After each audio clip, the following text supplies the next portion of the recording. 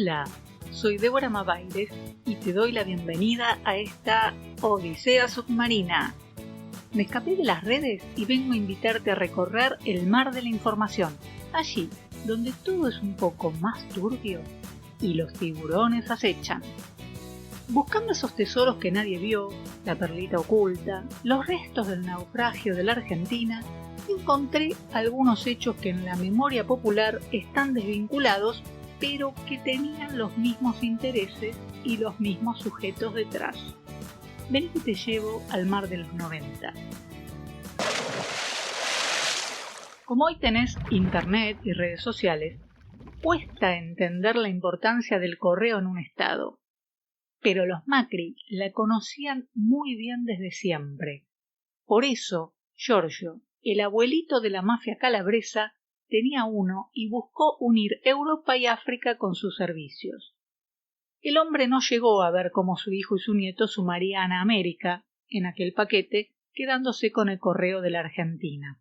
Pero para entender por qué era importante para los Macri tener el correo, vamos un poco más profundo.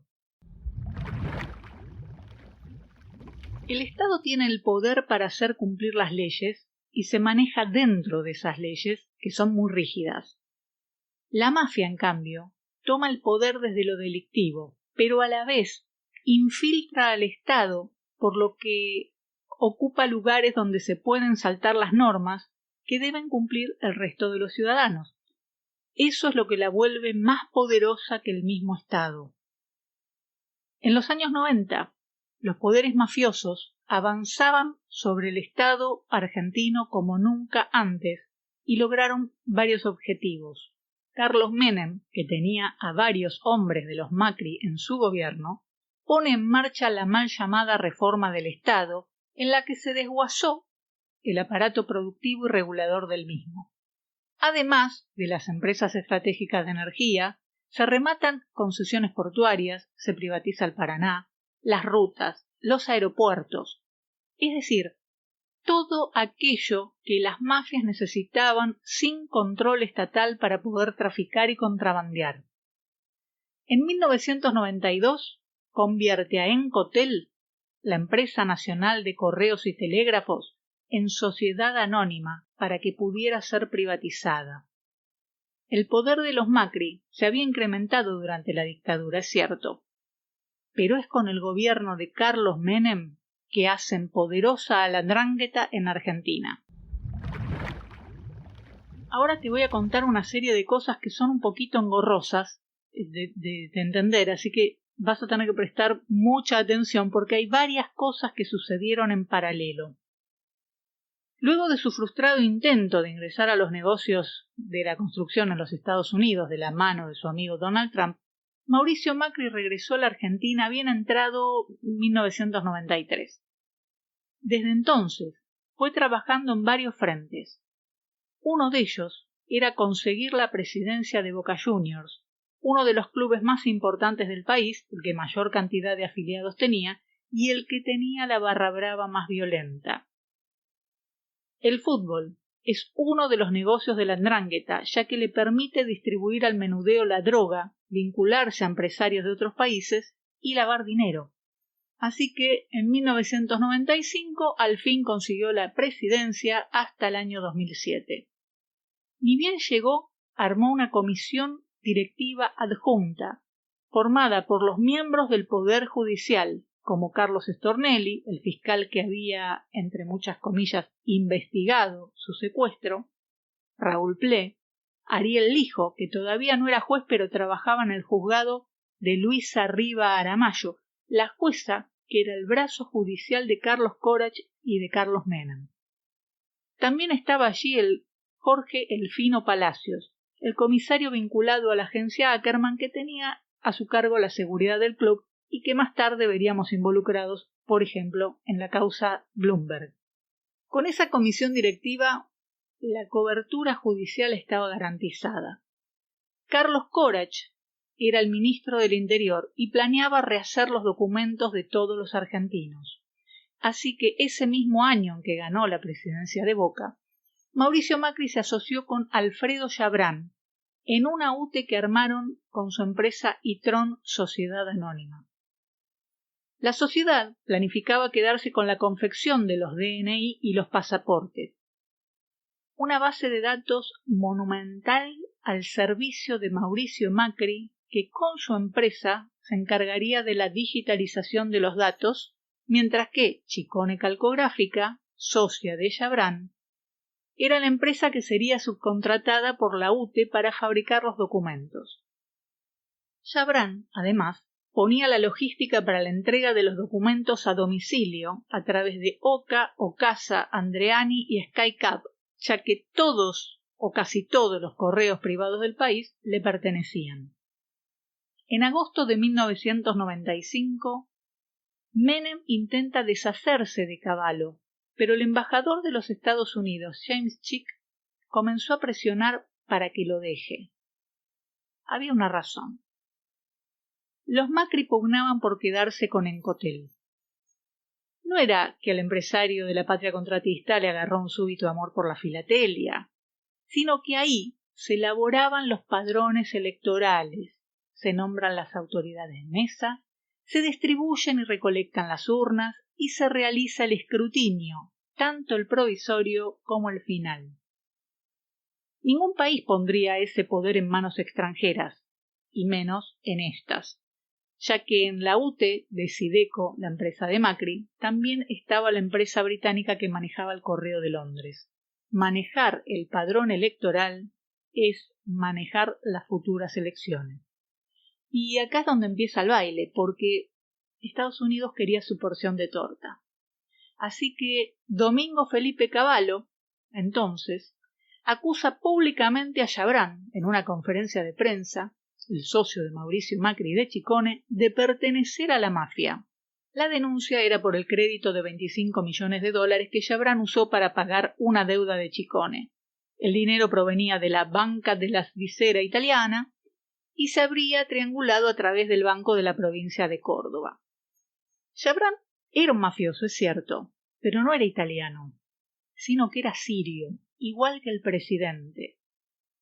Alfredo Chabrán pertenecía a una familia siria de la ciudad de Chabrug, igual que Monser Alcázar, el traficante de armas y drogas que el gobierno de Carlos Menem protegió porque eran paisanos, y de la misma ciudad eran los Menem y también su médico personal Alejandro Feli Aguada. Sí, Aguada era el tío de Juliana.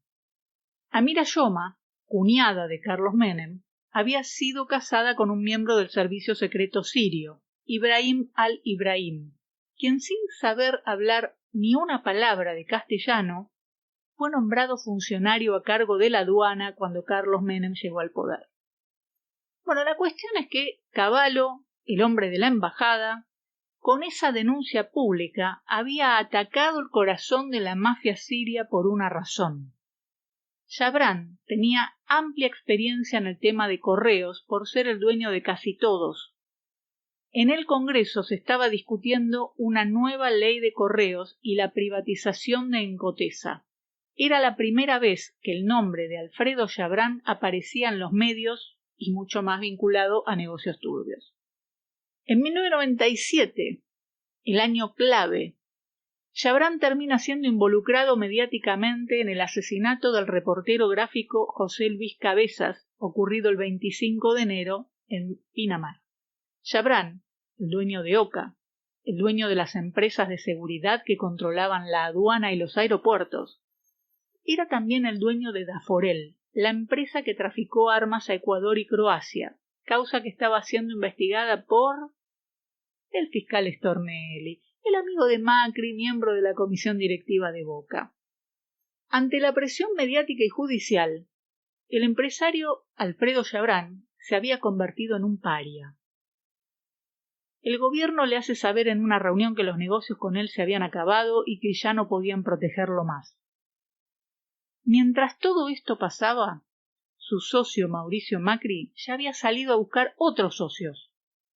Malam Systems, una israelí que ofrece servicios informáticos, TRW Systems Overseas, estadounidense para la informatización de las huellas digitales, y SHL System House, una subsidiaria canadiense de otra empresa estadounidense que se especializaba en centros de datos. Pero, y siempre hay un pero, Siemens, que estaba asociada a Volt, la empresa vinculada a Clarín y al juego, logró ganar la licitación para hacer los DNI y los pasaportes. Más tarde sería acusada de manipularla a través de coimas que fueron reconocidas por miembros de Siemens ante la justicia alemana.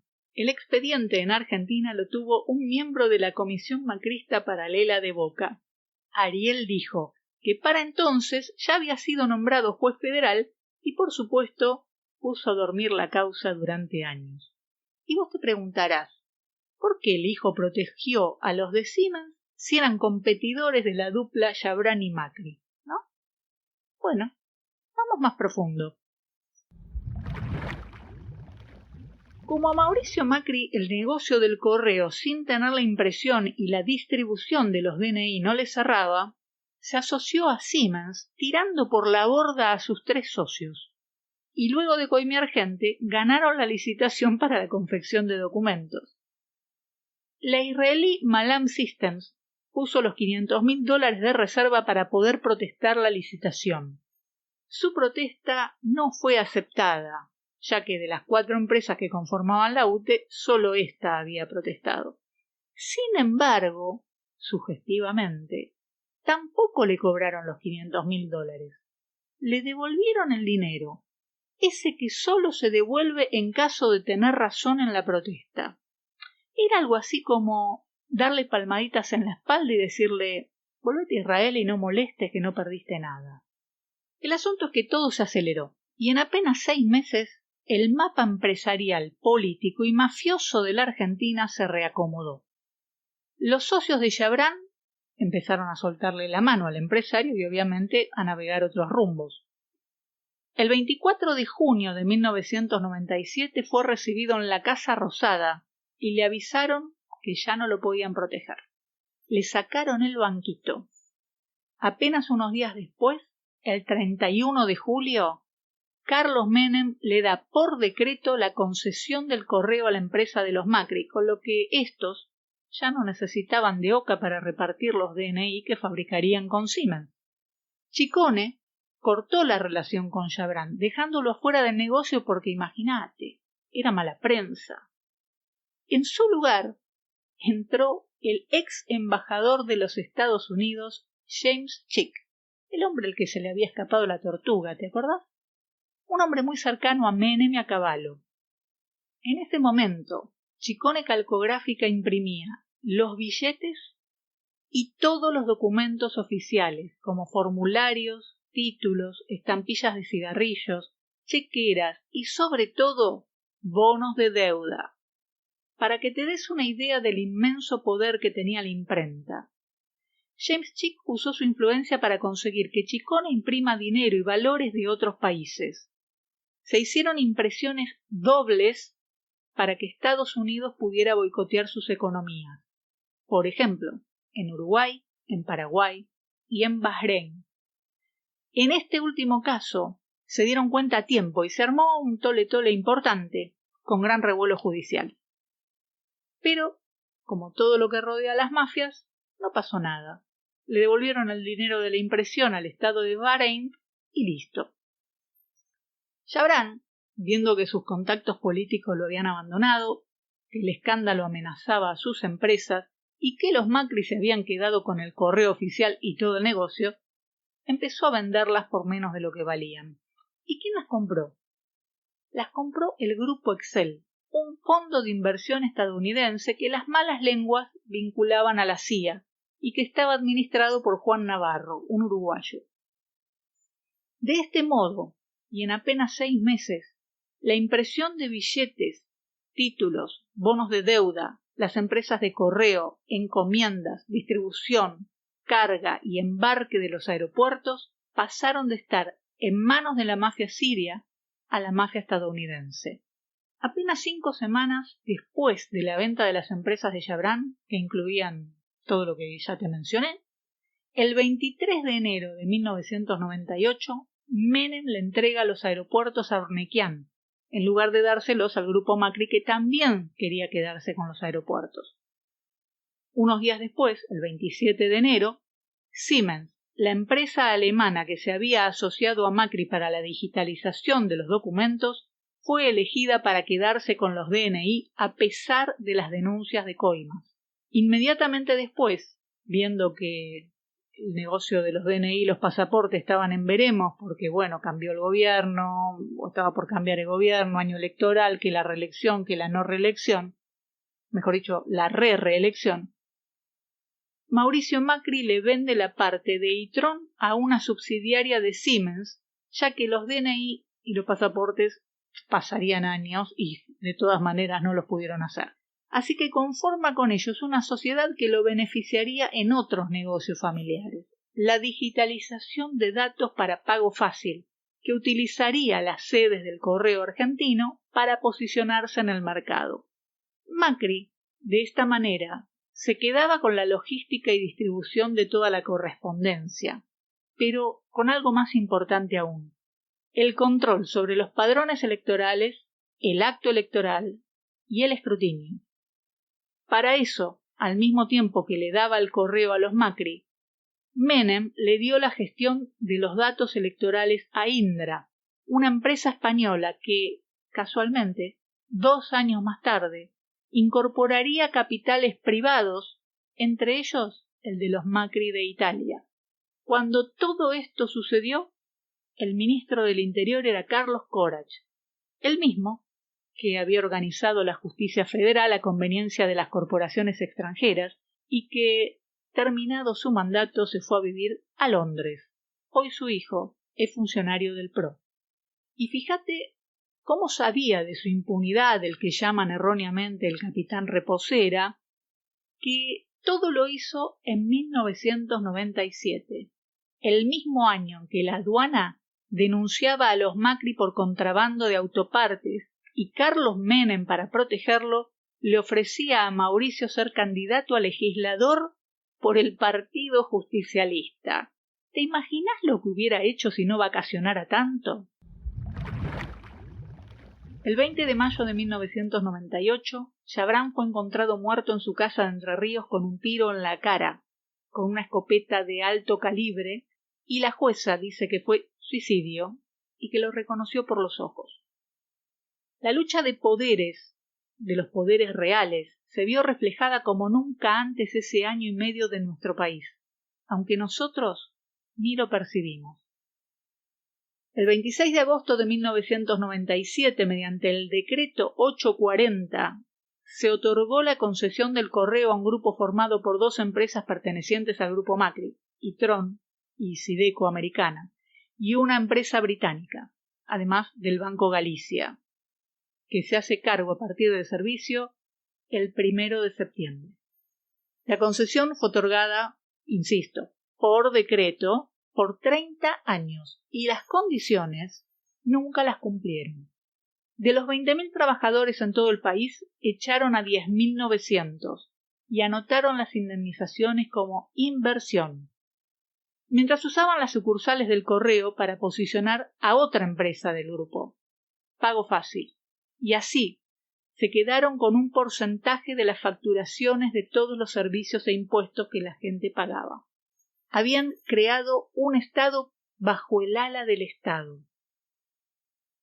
Las mafias se asocian para hacer negocios, y su sociedad con Chabrán parece haber sido una forma de terminar con el poder de la mafia siria en Argentina, para darle prevalencia a las estadounidenses.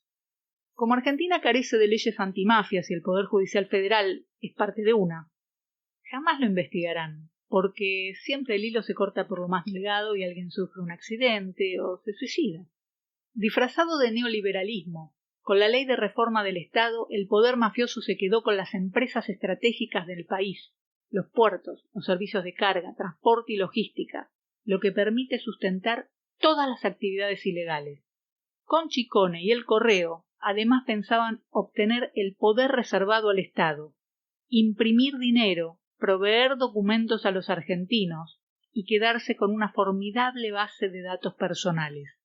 Se disputaba la llave maestra para administrar la economía y la democracia. Lo mismo que se disputa en 2023 y 2024 cuando se venzan esas concesiones. Pero, ¿sabés quién terminó con eso? El gobierno de Néstor Kirchner, que le rescindió el contrato de concesión al correo. Claro que la vendetta contra los funcionarios como Julio De Vido, ex ministro de Planificación, fue feroz. Tan feroz como fue la vendetta contra Amado Boudou, el hombre que le sacó la máquina de hacer dinero, títulos de propiedad y bonos de la deuda a Chicone. Pero esa es otra historia.